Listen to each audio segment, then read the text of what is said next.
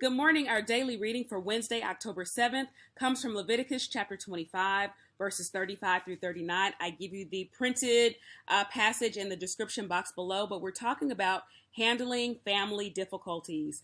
Please remember that this is not a Bible study or a theological discourse. This is literally like a video journal.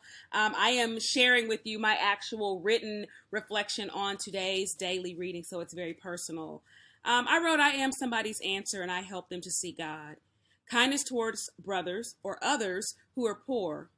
Each day I become more aware that God not just wants, but requires us to be different as his people. It's not that I don't know that receiving Christ means change, but each of us must literally make the connection that change is not just for or about us, but rather empowers and equips us to make the change that is needed in the earth. This is how Christ is seen in us. Chapter 25 is about redemption. Because we have been redeemed, we must live in a way that redeems others. Wow. To redeem means to relieve someone from the burden of a thing that is weighing them down.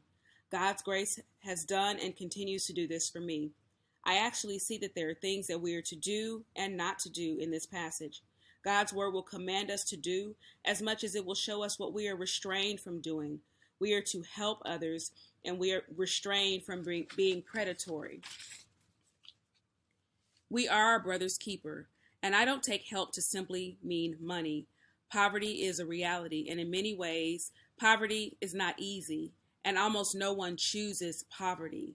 The Hebrew word for poverty means his hand shakes. There are those whose hands shake under the weight of trying to support themselves and their families. Life happens. People will fall on hard times.